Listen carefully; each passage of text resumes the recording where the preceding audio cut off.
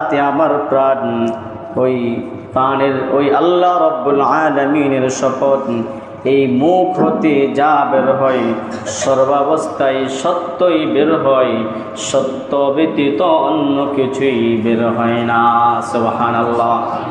তাহলে আল্লাহর নবী সাল্লাল্লাহু আলাইহি ওয়াসাল্লাম জীবনে যা বলেছেন সব সত্য বলেছেন, এবং রাসূল তার মন গড়া কোনো কিছুই বলেন নাই। আল্লাহ বলেন, ওয়ামা ইয়ানতিকু আনিল হাওয়া ইন হুয়া ইল্লা ওয়াহয়ুন ইউহা। আল্লাহ বলেন, বিশ্ব নবী রাসূলুল্লাহ সাল্লাল্লাহু আলাইহি ওয়াসাল্লাম সে তার মন গড়া কোনো কিছুই বলে না, বরং তাকে যেই বিষয়ে যা বলতে হয় তিনি সেটাই বলেন। সুবহানাল্লাহ।